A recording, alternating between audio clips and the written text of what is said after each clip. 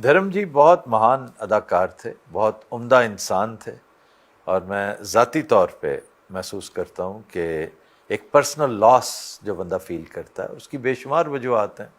मुझे उनकी अदाकारी बहुत पसंद थी, मुझे उनकी शख्सियत से बहुत मोहब्बत थी, और जो जो मैंने उन्हें ग्रो करते देखा, उनकी बुज़ुर्गी में भी मुझे वो उतने ही अच्छे बल्कि ज़्यादा अच्छे लगते थे जवानी की निस्बत।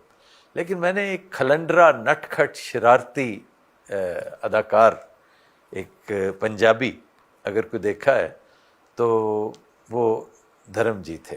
सर मैंने बहुत से लोगों को देखा है जैसे स्टार्स, हीरो स्टारडम में क्रश होता है लोगों का, लेकिन आपको जब भी मैंने तस्करा करते सुना है, आप हमेशा जैसे होता है ना किसी को आप पर्सनली जानते हो या किसी से कोई लिंक्ड हो, आप हमेशा ऐसे बात करते हैं। इसकी कोई ख़ास वजह है? मतलब एक एसोसिएशन डेवलप हो जाती है। कभी मेरी उनसे मुलाकात तो नहीं हुई, लेकिन मैं महसूस करता हूँ कि मेरा उनके साथ एक ताल्लुक़ था। चंद गाने जो मैं अपनी जवानी में बड़े ज़ौक़ शौक़ से गाया करता था, वो ज़्यादातर धर्म जी पे पिक्चराइज हुए।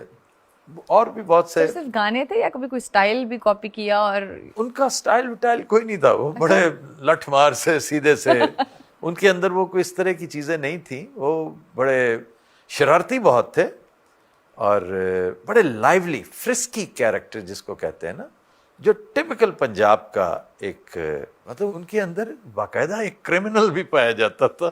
आप हैरान होंगी मतलब कि हेमा मालिनी से जब इनका नया नया रोमांस शुरू हुआ ना, तो ये बड़ी कोशिश करते थे कि उनके करीब करीब रहें।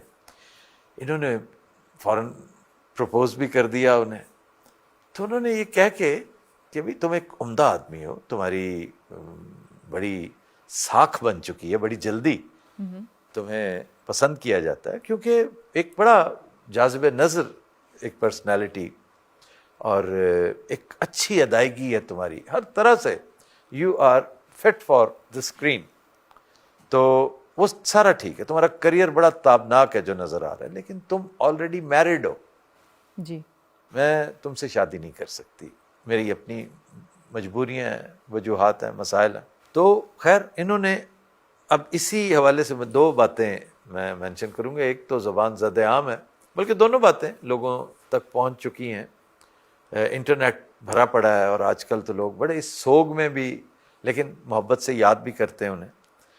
तो उन्होंने क्या किया कि IMDb, वो जो रेटिंग का इदारा है, उसके ये अपने अल्फाज हैं, उस पर मौजूद है उसकी वेबसाइट पे, कि जिन दिनों ये शोले का वो सीन कर रहे थे ना, गन चलानी सिखानी है, वो रिवॉल्वर की ट्रेनिंग हेमा मालिनी को, तो मुबैना तौर पे रिपोर्टेडली ये उसको, लाइट बॉय को 20 रुपए डेली दिया करते थे, क्योंकि वो एक शॉट हो ही नहीं रहा था उनसे। अच्छा, कि वो जो ट्रेनिंग करनी है तो उसमें ये बहुत उनकी गाल से गाल लगाकर तो वो ट्रेनिंग दे रहे थे, और जब शॉट तैयार होने लगता तो लाइट का प्रॉब्लम क्रिएट कर दिया जाता था। तो अब इस बात का हेमा मालिनी को पता था कि ये क्या कर रहा है बंदा। और दूसरी बात इसी से मुतालिक, हेमा से मुतालिक की, कि वो धुन के पक्के थे। उन्होंने कहा जी मैंने शादी तो करनी है, जाट थे आखिर। तो उन्होंने क्या मतलब है कि ठीक है पंजाबी हो गए तो घर हो गए, तो मैं क्या करूं इससे, मैं नहीं कर सकती, या तो इसका कोई बंदोबस्त, मतलब है you are already married with children. तो उन्होंने कन्वर्ट किया, फिर वो धर्मेंद्र से ही बिकेम दिलावर। अच्छा, और धर्मेंद्र एक खुली किताब थे, खुले डुले आदमी थे, और हमारे कुछ बामी दोस्त हैं जो बहुत करीब से उन्हें जानते थे। उनकी महफिल में उठना बैठना था उनका। मेरी बदकिस्मती कि मैं इंडिया गया भी तो उनसे नहीं मिल सका। कनाडा में भी एक दफ़ा I try to catch up with him, लेकिन नहीं हो सकी मुलाकात, क्योंकि खबरहार पसंद करते थे, खबरदार बड़े ज़ौक़ शौक़ से देखा करते थे, बहुत कॉम्प्लीमेंट्स दिया करते थे, लेकिन मुलाकात नहीं हमारी हो सकी। अच्छा आफ्ताब साहब, आपसे तो हम उनकी लाइफ के जनरल एस्पेक्ट्स पूछ रहे हैं, जो देखा आपने, जो फॉलो करते हैं। नकवी साहब, आप यहाँ पर गुज़िश्ता, मैं कहती हूँ पूरी दिहाई से लेक्चरर हैं, फिल्म पे, टीवी पे पढ़ा रहे हैं और बहुत बारीकी से जानते हैं इस काम को, इस आर्ट को। ये मैनचेस्टर की उन चंद अहम शख्सियात में से हैं जो फिल्म के विजर्ड समझे जाते हैं। वाह। शुक्रिया। सो नकवी साहब, आपसे मैं पूछूंगी धर्म जी के एक्टिंग लाइफ के बारे में या टेक्निकलिटीज कह लें उसके बारे में। पहले तो मैं अर्ज करना चाहूँगा कि जब मैं जवान हो रहा था तो हर वो खूबसूरत गाना जो दिल को लगता था या किसी हसीना के साथ रेफरेंस के साथ आता था तो वो धर्म जी पे ही फिल्म आया हुआ होता था।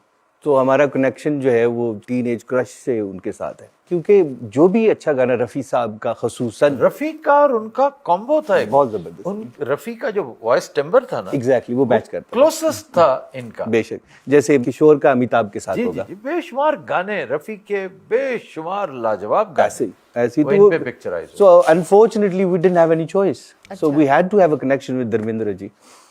तो बात जहाँ तक रहती है उनकी तकनीकी फ़नी सलाहियतों की, तो इसमें मैं ये अर्ज़ करना चाहूँगा कि जो स्कूल ऑफ थॉट्स हैं एक्टिंग के, उसमें सबसे पहले जो सबसे बेहतरीन एक्टिंग की एक किस्म समझी जाती है उसे कहते हैं मेथड एक्टिंग, फिर कैरेक्टर एक्टिंग और फिर रिप्रेजेंटेटिव एक्टिंग। तो ये 3 मदारिज हैं। अलबत्ता अब जो नियो मॉडर्न जो फ़िलासफ़ीज़ हैं एक्टिंग के बारे में, वो रिप्रेजेंटेटिव को नहीं मानते, लेकिन मैं समझता हूँ कि मैं मिसालें दे के वाज़ेह करता हूँ। जैसे दिलीप कुमार साहब थे मरहूम, तो वो हाईएस्ट कैटेगरी में आते थे, मेथड एक्टर थे। अब मेथड एक्टिंग होती क्या है, चंद अगर इजाज़त हो तो मैं बयान करता चलूँ कि आपने वो जो कैरेक्टर, डायरेक्टर ने आपको जो कैरेक्टर दिया ना कि आप ये हैं जी, तो वो एक्चुअली बिलीव्स कि मैं ये हूँ, अपने आप पे वो तारी कर ले। एग्जैक्टली ही बिलीव्स, उसके ऊपर ईमान ले आता, मुसद्दका। तो क्या होता है कि वो एक्टिंग फिर करता नहीं, वो एक्चुअली वो इटसेल्फ होता है, तो फिर एक्टिंग करनी नहीं पड़ती, उस कैरेक्टर ठीक है, में वही हो जाता है। जो होता है ना जी कैरेक्टर एक्टर, वो बेसिकली कॉपी कैट होता है। उसको एक कैरेक्टर दिया जाता है, उसको वो कॉपी करता है। मसलन मैंने ये मोइन अख्तर साहब से ये बात सुनी थी मरहूम, तो यही वाली मिसाल दी थी कि मसलन अगर मुझे कैरेक्टर मिलता है कि गंडेरियाँ बेचो, तो गंडेरियाँ ले लो जी गंडेरियाँ, तो वो एक्चुअली एक एक जो उसका नोट है, उसके बॉडी लैंग्वेज है, उसके बॉडी के एंगल्स जो मूवमेंट कर रहे हैं, फेशियल एक्सप्रेशन किस तरह मूव कर रहे हैं, उनको कॉपी कैट करता चला जाता है। उसकी बेहतरीन मिसालें हमारे यहाँ जो हैं, अगर हम सिर्फ बॉलीवुड का ही जिक्र करें तो अमिताभ बच्चन है। अमिताभ बच्चन से बेहतर कैरेक्टर एक्टर हमने नहीं देखा है। फिर एक होता है रिप्रेजेंटेटिव एक्टर।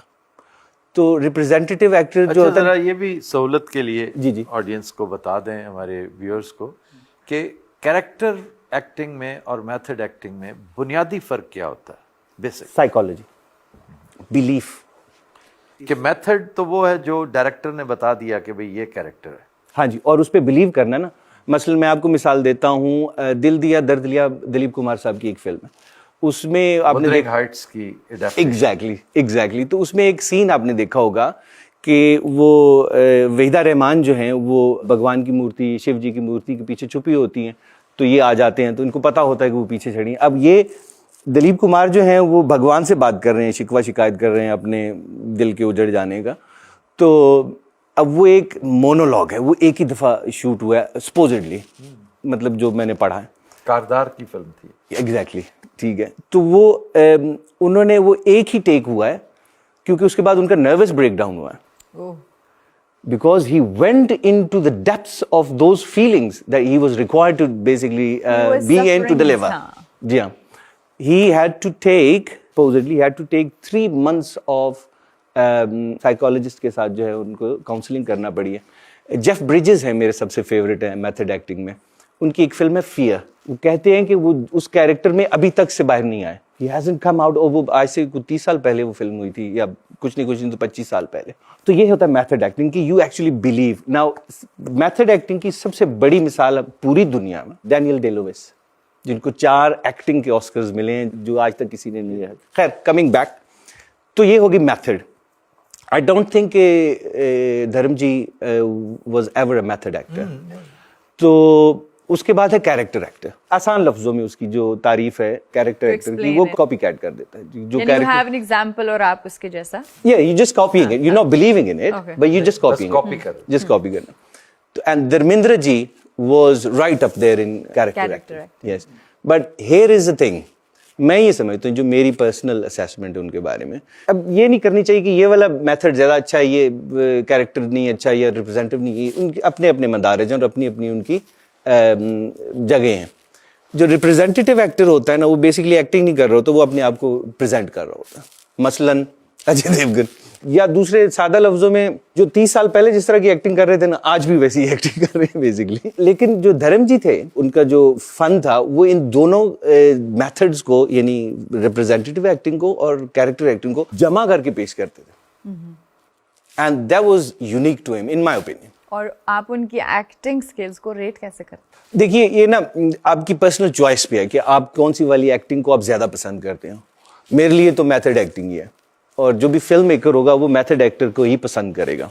धर्म जी के बारे में मैं समझता हूँ कि उनका जो तुर्रा इम्तियाज था वो वर्सेटिलिटी थी। शो कि वो, हमने उन्हें कॉमेडी करते सुना है, मैं जट यमला पगला दीवाना और वीरू का एक बड़ा शोराफाक कैरेक्टर, लेकिन आपने धर्म जी को शोला और शबनम में परफॉर्म करते कभी देखे ना? It was a black and white movie. Yes yes.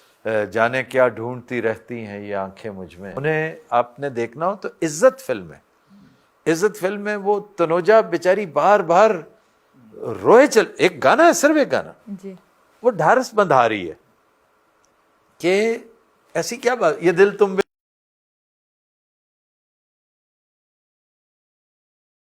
और वो बिल्कुल लगता ही नहीं कि ये धर्मेंद्र, वो एक different Dharmendra, actually different shade है। और सर मैं बेसिकली, अभी तक तो उनके रोमांस की बात हुई है, लेकिन उनको मैन ऑफ द बॉलीवुड भी कहा जाता है। उन्हें ही मैन ऑफ द बॉलीवुड, क्योंकि उनकी एक्शन मूवीज बहुत थी 60-70 में, बड़ा तो उसके बारे में भी बड़ी एक लुक थी जो उनकी लुक्स के ऊपर सुना ये सपोजिटली कि in the presence of Amitabh Bachchan ji, आप उनकी वाइफ जो हैं, उनसे पूछा गया कि सबसे हैंडसम एक्टर कौन से, यानी शी सेड धर्मेंद्र जी।